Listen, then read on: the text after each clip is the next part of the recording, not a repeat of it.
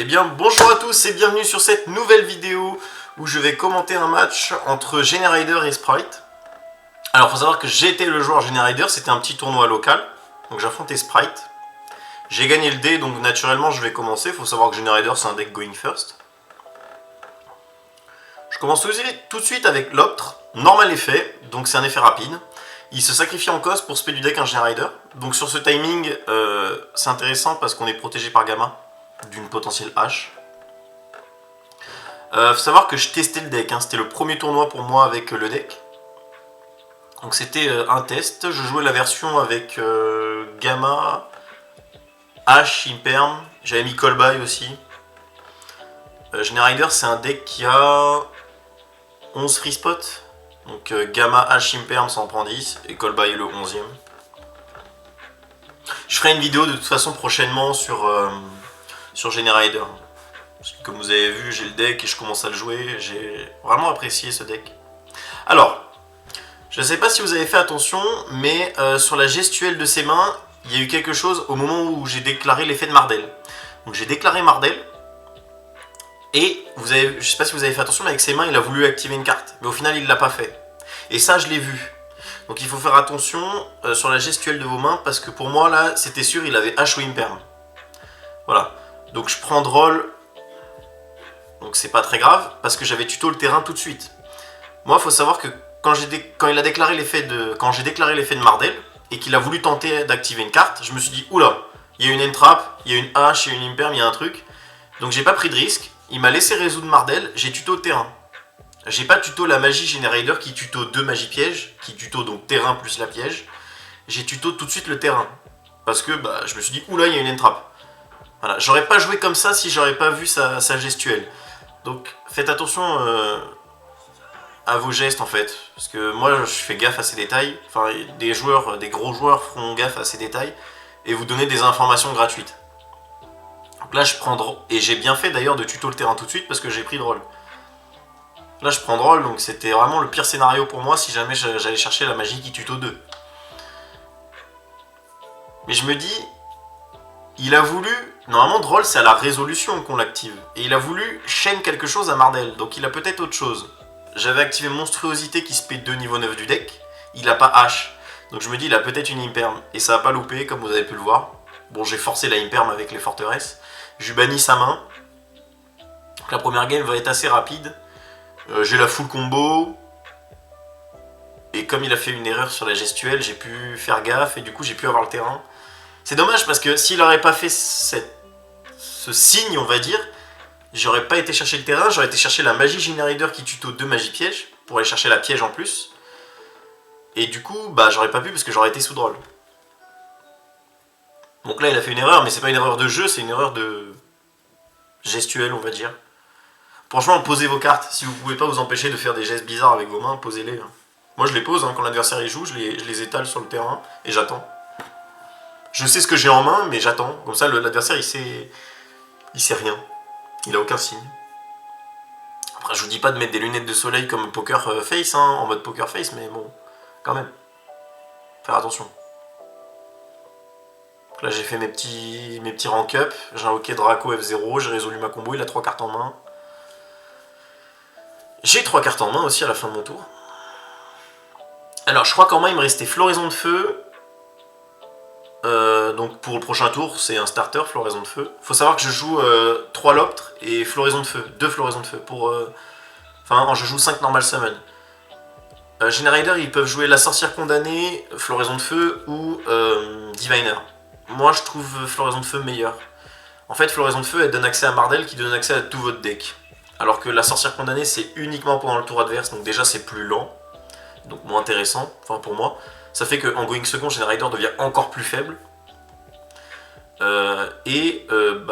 Diviner, c'est Foolish Inferi. Bon, Foolish Inferi, Foolish Vala, c'est bien, mais invoquer Mardel directement du deck pour tuto Vala ou le terrain, c'est meilleur. Donc je préfère Floraison de Feu. Donc le monstre à droite, c'est Ar. Il a 4000 de défense et 4000 d'attaque. Parce que l'Optre booste de 1000 attaque et défense. Donc l'Optre, c'est celui qui est à côté du terrain. mes monstres pendant le tour adverse. Donc en général, Generider c'est un deck qui peut être dur à tuer parce qu'il a que des gros tons à 3500, 4000 de défense. Donc Ars c'est une Omni Negate. Et son deuxième effet c'est si tuto en dehors de la draw phase, il doit envoyer un monstre depuis sa main ou son terrain au cimetière. Donc là il a invoqué Jet, il a fait l'effet, je laisse passer, pourquoi? Parce que je me dis s'il a pas de monstre en main, je vais déclarer Art comme il a tuto. Il va devoir envoyer un monstre de sa main ou son terrain au cimetière. S'il n'a pas de monstre en main, il est obligé d'envoyer du terrain et il peut pas Exceed. Et normalement, starter, j'aurais juste à le negate et c'est game. Mais il avait un monstre en main, donc il a pu le défausser et garder ses deux monstres. Et là, vous allez voir que j'ai fait une grosse erreur. Il faut savoir que j'ai H en main, donc tous les jours j'aurais dû H le starter. En fait, c'est une erreur parce que j'avais complètement zappé qu'il y a un monstre qui permet de turbo Zeus en fait. Pour moi, il pouvait faire gigantique. Il pouvait pas faire Toad, il pouvait rien faire de spécial. Donc j'ai utilisé Art pour garder ma hache pour le prochain tour, mais de toute façon il n'y aurait pas eu de prochain tour si jamais j'avais hache en fait. Donc c'est une erreur. Voilà, c'est ce monstre. Je sais plus comment il s'appelle, mais je l'ai oublié. En gros, il est indestructible au combat, il peut battle tap et il prend pas les dégâts en plus. Il prend pas les dégâts de combat incluant ce monstre. Donc il va pouvoir battle tap, main phase 2, Zeus. Zeus à 4 matos. Et comme j'ai plus qu'une seule negate, bah voilà. Si j'avais H, je regardais mes deux negates et c'était bon. Bon, c'est une petite erreur. Après, ça change pas l'issue du duel. J'avais tout pour repartir en main. J'avais Floraison de Feu, j'avais Vala au cimetière. J'avais une carte Generator à défausser, je crois. Ah, je crois qu'on a vu Gamma. Je crois que j'avais Gamma en main. Gamma, Floraison de Feu et H. Donc là, Zeus à 4 matos, il est obligé de tout utiliser. Parce qu'au prochain tour, je récupère mon Omni Negate de Art. Donc là, il est obligé, je negate, il renegate, il rase le board. Alors j'aurais pu prendre le contrôle de Zeus. Dans cette situation, j'aurais dû le prendre d'ailleurs. Alors faut savoir que Generator, il aime pas trop s'encombrer de monstres non Generator dans la main zone. Pourquoi? Parce que on a besoin d'avoir des places pour invoquer les tokens. Parce que les Generators, ils doivent sacrifier des tokens pour activer leur effet. Donc, enfin des tokens ou des monstres Generator. Mais le but c'est d'avoir un maximum de monstres Generator dans la zone monstre main. Donc les Xyz, vous verrez que les Xyz en Generator, je les mets toujours en zone extra. On met toujours en zone extra pour libérer la place en fait. Donc j'ai pas pris Zeus parce qu'il faut pas s'encombrer de monstres non Generator dans la main monster zone. Mais dans cette situation j'aurais dû le prendre. J'aurais pu OTK. Bon après il avait plus rien, ça change rien. Mais bon, j'ai fait le play, on va dire le play le plus classique pour un deck Generator. Voilà, donc là, comme vous l'avez vu, le boss des ombres, je l'ai invoqué tout de suite dans la zone extra. Il faut invoquer les Xyz dans la zone extra quand on joue Generator. Pour que le terrain invoque le maximum de tokens possible. Donc en général 4. Donc je gagne la 1, game 2 on side. Moi je side full go second, pourquoi? Parce que je me dis il va jamais me laisser commencer, je lui ai banni sa main en premier. Mais il a raison d'ailleurs, il est parti premier. Voilà, moi je pose mes cartes comme ça et j'attends. Attention à la gestuelle. Donc là en main j'avais deux monstruosités. J'avais, que je dise pas de bêtises, Heavenly Match, Floraison de Feu et Callby. Et vous verrez que Callby ça a été la fausseuse de ce duel. Malheureusement. Après Callby c'est vraiment très très fort. La carte elle est limitée à 1, mais franchement si elle est bannie, je serais d'accord. Je serais d'accord parce que je la trouve très très forte. Mais vraiment très forte. Avant elle avait juste pour objectif d'annuler les entraps.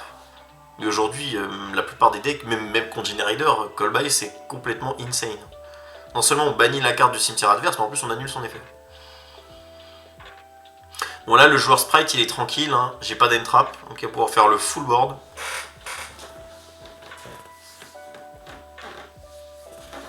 Vous allez voir que je vais quand même m'en sortir. En fait le fait que quand on joue Rogue, faut savoir que l'adversaire ne peut ne pas du tout connaître votre deck. D'ailleurs là je l'ai coupé pendant le montage, mais j'explique, je prends du temps pour expliquer toutes mes cartes. Hein. Je prends du temps, j'explique les effets parce qu'il connaît pas du tout en fait. Et du coup forcément c'est beaucoup plus facile de bait un adversaire quand il connaît pas ce qu'il affronte. L'effet de surprise dans Yu-Gi-Oh! C'est tellement important, tellement fort. Alors, donc là c'est la look classique hein, que vous voyez. Il invoque Blue, il va chercher Carotte. Donc là on peut voir qu'il a Imperm, la piège, Carotte et... C'était quoi le dernier? Je crois que c'était Jet, voilà Jet. Jet qui va... Non c'est Jet, ah, il y a le reflet on voit pas, mais je crois que c'est Jet. Il invoque Sprint. Ah non, il avait déjà Starter. Oui, non, il avait fait Jet avant. Alors je sais plus ce que c'est le...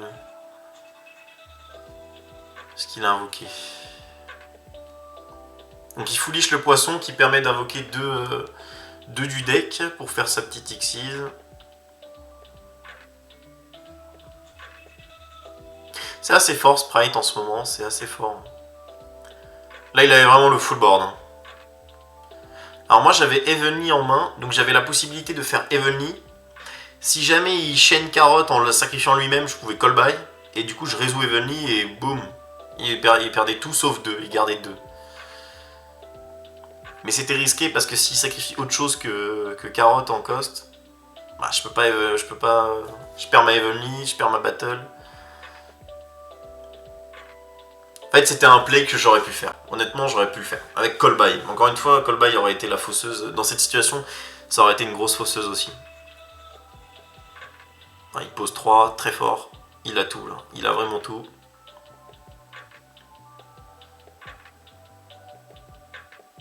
Et je pioche... J'ai même pas vu ce que je piochais. Le terrain, je crois.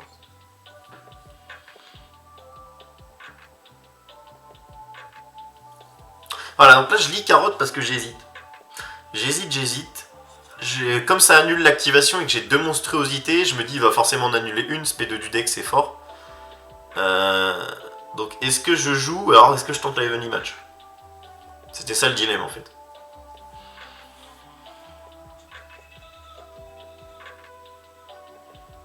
Normal effet, ça passe. Alors vous allez voir qu'il va y avoir un énorme misplay et je vais laisser replay. Faut savoir que dans Yu-Gi-Oh! Il y a les effets trigger, donc lorsque vous invoquez spécialement faites ceci.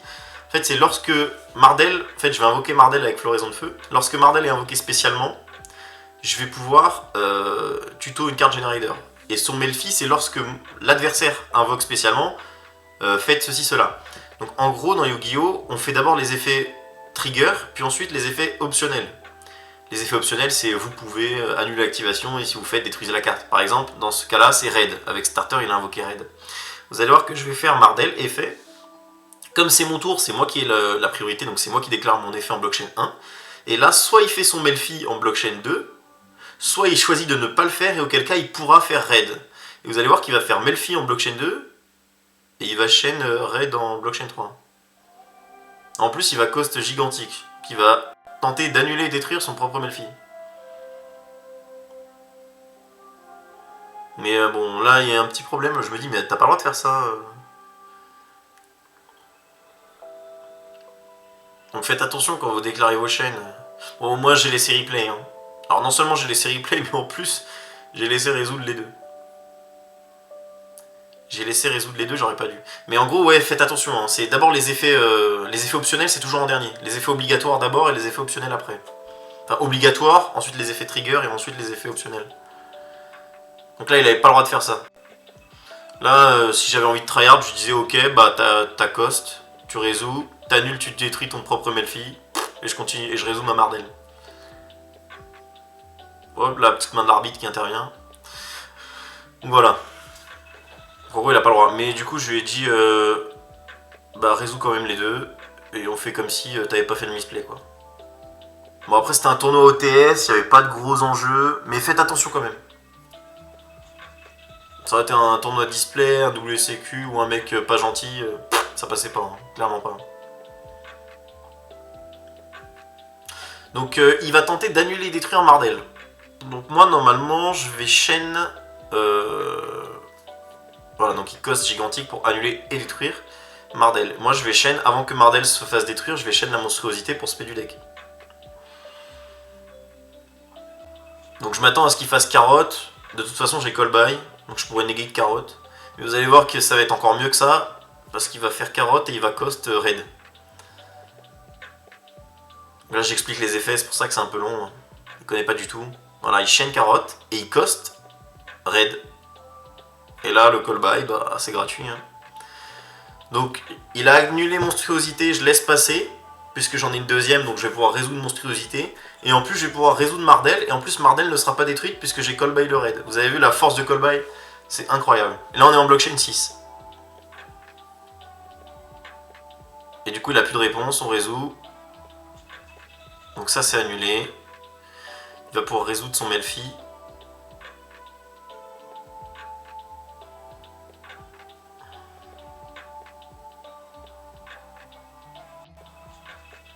Alors moi je tuto la magie qui tuto 2. Pourquoi? Parce que je me dis c'est un énorme bait en fait. Tuto 2 dans Yu-Gi-Oh!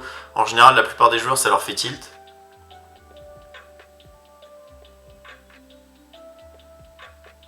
Donc je compte là-dessus en fait. Hein. Sur le fait qu'il connaît pas trop et que... Après j'avais aussi beaucoup de Generator en main. Je crois que j'avais un Generator niveau 9 en main qui me servait à rien. Donc la carte était activable quoi, c'était gratuit. Puis de toute façon Generator ne servait à rien. Donc... Autant que ça sert à forcer une interrupt. Et j'avais Evenly aussi qui servait plus à rien. C'était assez compliqué sur ce timing. Donc là il déclare Melfi mais il résout tout de suite. Attends. J'ai peut-être une réponse. Et en fait il va invoquer Herald. Il va vouloir invoquer Herald. Et donc avant qu'il invoque Herald, bah moi je vais activer Monstruosité. Parce que j'ai pas envie que Monstruosité se fasse annuler. Voilà. Donc je vais chaîne. Monstruosité c'est d'une magie jeu rapide. Hein. Donc voilà, la carte non seulement elle est très forte, SP2 niveau 9 du deck, c'est tellement broken. Et en plus c'est une jeu rapide. C'est vraiment trop fort. En tout cas dans ce deck c'est insane. La carte est vraiment insane. Ah, alors là, comme il avait, monstruosité, on peut en activer qu'une par tour, mais comme il a annulé l'activation, ça passe. Je peux le réactiver. Parce que quand on annule l'activation, on considère que ça n'a jamais été activé. Donc j'invoque mon Omninegate et une Vala. Je déclare pas l'effet de Vala. Pourquoi j'invoque Vala? Parce qu'il faut la sortir du deck. Vala au cimetière, c'est trop fort. Donc là, il a son Herald. Donc il a encore deux cartes posées. Herald, Sprint qui n'a pas déclaré, mais là, il va le déclarer. Donc c'est assez chaud pour moi. Hein. Pour l'instant c'est assez chaud, mais vous allez voir que bah, il va faire un misplay, et c'est ce qui va me faire gagner. Après il connaît pas trop, donc c'est assez dur quand on connaît pas de annuler. Là il a vu l'Omninegate, donc il s'est souvenu que c'était une Omninegate, donc il essaye de la forcer. Alors moi soit je sacrifie 2 en cost et j'annule et je détruis Sprint. Hop, on n'oublie pas de détacher l'Xyz. Un matériel voilà, pour déclarer Sprint. Soit je laisse passer Sprint et je récupère Art en main. Du coup, soit je perds 2 monstres, soit j'en perds 1. Donc bah forcément je laisse passer Sprint. Autant perdre un seul monstre que 2. En plus il revient en main, hop, il va pas au cimetière. Donc ça m'arrange, puisque Vala quand elle est au cimetière, je dois défausser des cartes Generider. Pareil, la magie qui tuto 2, je dois révéler un Generider et à la résolution, si ça passe, je dois le remélanger dans le deck. Donc dans cette situation, j'avais aucune raison d'annuler. Donc là, j'invoque le boss des ombres. Donc là, sur ce timing, il faut qu'il imperme. Pour lui, il faut qu'il imperme le boss des ombres. Je serais obligé de chaîne et il pourrait annuler avec Herald. Et comme ça, il va pas se prendre le boss des ombres. Et vous allez voir qu'il va laisser passer. Donc là, je me dis, il a imperme, il veut l'activer. Mais non, il l'active pas. Donc je me dis, tiens, c'est peut-être pas imperme finalement. Pour moi, c'était une inconnue. Hein. Je savais pas qu'il y avait imperme. Je savais qu'il y avait la piège, mais pas imperme. Il reste Herald, la piège et une inconnue. Donc j'active la magie qui tuto 2, la magie bien méchante. Je force le Herald. Voilà, tuto 2 dans Yu-Gi-Oh! Les gens ça leur fait tilt. Il aurait dû garder son Herald pour le boss des ombres, enfin dans cette situation, mais bon, quand j'ai dit tuto 2, il a fait oh non non non, et tac. Du coup, je vais chaîne le boss des ombres, je paye le coup.